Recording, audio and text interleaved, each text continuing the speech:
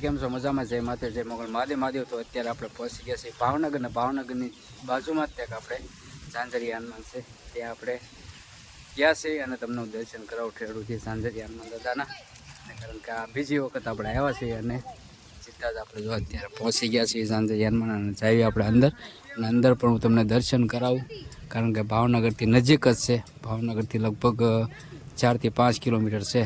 અંદર આપણે જઈએ અને દર્શન કરાવું કારણ કે આનો બહુ ઇતિહાસ આપણે ખાસ એટલી બધી ખબર નથી, પણ જઈએ અને દર્શન તમને કરાવું કારણ કે બીજી વખત આપણે આવ્યા છીએ ઝાંઝરિયા હનુમાન. આજે રવિવાર છે અને આવ્યા છીએ ભાવનગર, તો બસમાં આવે એટલે આપણે દર્શન કરતા જઈએ. ઠેડુથી વિડીયો બનાવી, વિડીયો ગમે તો લાઈક શેર ને સબસ્ક્રાઈબ ખાસ કરી નાખજો. તો જઈએ અંદર દર્શન કરાવું.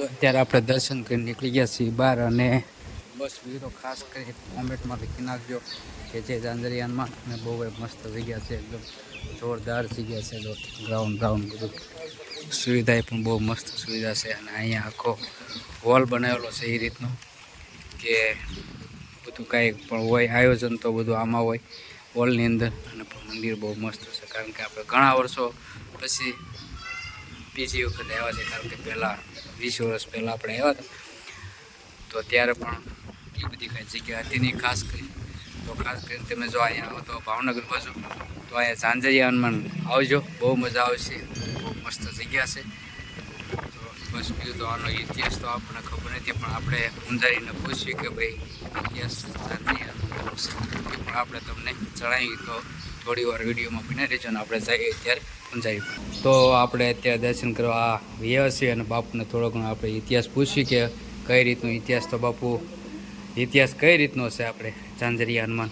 ઇતિહાસમાં તો આ હનુમાનજી બાપા છે ને, ઝાંઝરિયા હનુમાનજી મહારાજ, એ પહેલાં શિહોરની પાસે કનાળ ગામ છે ને ત્યાં હતા, ત્યાં હતા. અહીંથી એક ભૂદેવ ભગત રોજ દર્શન કરવા માટે જાય, સેવા કરે દાદાની. એમ કરતાં ભગત વૃદ્ધ થઈ ગયા છે. હનુમાનજીને પ્રાર્થના કરે છે હે બાપા દાદા, કે હવે મારથી આવી શકાય નહીં, એટલે તમે અમારે ત્યાં પધારો. તો હનુમાનજી એમ કહે છે કે કાંઈ વાંધો નહીં, તો મારી એક શરત છે કે તું જા, હું તારી પાછળ આવું છું. એમ નહીં તો મને ખબર કેમ પડે કે હું તમે આવો છો એમ, પણ કે મારી શરત કે હું તું પાછો વાળો નહીં જોતો, પાછો વાળો જોઈશ ને તો હું સ્થિર થઈ જાય, બરાબર? એટલે કે હું પગમાં ઝાંઝર પહેરું, એનો અવાજ આવશે એટલે તને ખ્યાલ પડશે કે હું પાછો આવું છું એમ. બરાબર. એમ કરતાં આગળ ભગત ભૂદેવ અને પાછળ દાદા, અને વચમાં નદી આવે છે, માલેશ્રી નદી. તો રસ્તામાં ઝાંઝરનો અવાજ અહીંયા આવતા બંધ થઈ ગયો પાણીમાં. બરાબર. તો ભગતને ભૂદેવને એમ થયું કે આવું કેમ થયું છે, એને જોયું પાછું વાળું. તો દાદા કે ભાઈ હું અહીંયા સ્થિર થઉં. જમણા પગમાં ઝાંઝર પહેરેલું છે એટલે ઝાંઝરિયા હનુમાન કહેવાય. બરાબર. અને બજરંગદાસ બાપાનો પણ કંઈક થોડો ઘણો ઇતિહાસ અહીંનો છે. ઇતિહાસ તો એમાં બાપાનું જન્મ સ્થાન છે, અહીંયા જન્મસ્થાન બાપાનું, બજરંગદાસ બાપાનું જન્મસ્થાન બગડાણા કર્મભૂમિ છે. બરાબર. તો અહીંયા બજરંગદાસ બાપાનું જન્મસ્થાન છે. અને ખાસ કરીને ભાવનગરથી કેટલું થાય દૂર ઝાંઝરિયા? લગભગ 5 કિલોમીટર જેવું, 7-8 કિલોમીટર રસ્તામાં જ આવે છે. તો ખાસ કરીને કોઈ પણ આવતો તો ઝાંઝરિયા હનુમાનને દર્શન કરવા આવજો. અને બાપુએ આપણે થોડી ઘણી જે કાંઈ ઇતિહાસની માહિતી આપી 100% છે. અને બજરંગદાસ બાપાના પણ મેં તમને દર્શન કર્યા, હજી એક વખત તમને દર્શન કર્યો, કારણ કે જન્મભૂમિ બજરંગદાસ બાપાની અહીંયા જ છે જો. અને આપણે તો મેં તમને હજી હું તમને કહું કે હું એક અને તો જન્મસ્થાન આવે છે, પણ જગ્યા પણ એ છે જો જન્મસ્થળ અધેવાડા, તો આપણે ત્યાં પણ જઈએ ને તમને બતાવું ને આના પણ દર્શન કરાવું. તો વિડીયોમાં ઠેર સુધી બન્યા રહીશું.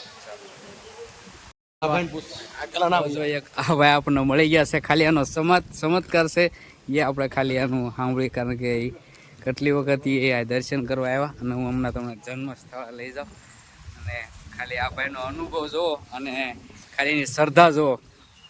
કેમ ભાઈ તમને શ્રદ્ધા કેટલી છે દાદા ઉપર? ઝાંઝરિયા હનુમાનની પૂરેપૂરી શ્રદ્ધા છે. હું આ લાસ્ટ 5 વખત આવ્યો, 5 વખત મેં આ ઊભું શ્રીફળ માર્કેટ ફાટ્યું છે.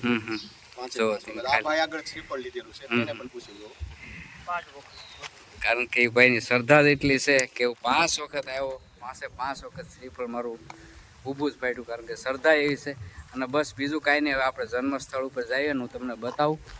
તો જો અત્યારે આપણે બાપાનું જે કંઈ જન્મસ્થળ છે, પરમપૂજ્ય સંત શ્રી બજરંગદાસ બાપા જન્મસ્થળ અધેવાડા, તો પણ આપણે જઈએ અંદર ને અંદરનું હું તમને કંઈ, કારણ કે અહીંયા તો આપણે પહેલી વખત આવ્યા છીએ એટલે હું તમને બતાવું. તો ઠેડુથી વિડીયોમાં બની રહેજો. તો ભાઈ મસ્ત જગ્યા છે અહીંયા, જોરદાર. જો આ રીતનું કંઈ બધું છે. બાપાનો ફોટો છે, બજરંગદાસ બાપાનો ધૂણો પણ છે.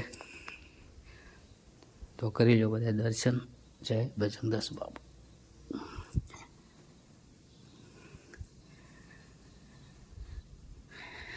કારણ કે જૂનું જ મકાન છે અહીંયા.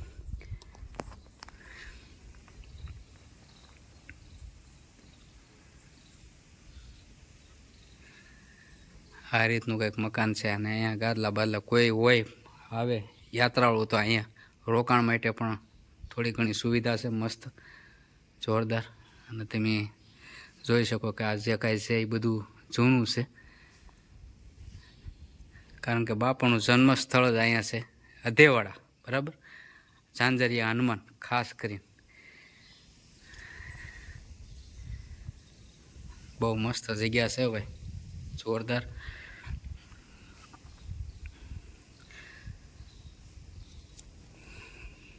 અત્યારે આપણે બહાર નીકળી ગયા છીએ દર્શન કરી, અને આપણું જન્મસ્થળ પણ તમને બતાવી દીધું, કારણ કે આપણે પૂંજારીએ કીધું બાપુએ અંદરથી કે ભાઈ અંદર જાઓ તમે, અંદર જન્મસ્થળ છે, તો એ પણ તમને બતાવી દીધું.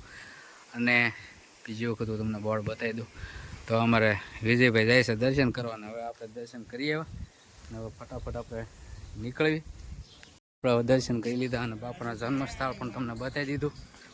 તો ખાસ કરીને વિડીયો ગમે તો લાઈક શેર ને સબસ્ક્રાઈબ કરી નાખજો. અને બસ આપણે હવે, કારણ કે સ્પેશિયલ આપણે ઝાંઝરિયા હનુમાનનો જ વ્લોગ બનાવવાનો હતો, તો એનો વ્લોગ કરીશું આપણે પૂર્ણ. હવે મળીશું નવા વ્લોગમાં. ત્યાં સુધી જય માતા, જય મંગળ, મહાદેવ મહાદેવ. અને ખાસ કરીને જય ઝાંઝરિયા હનુમાન કોમેન્ટમાં લખી નાખજો. ચાલો તો બાય.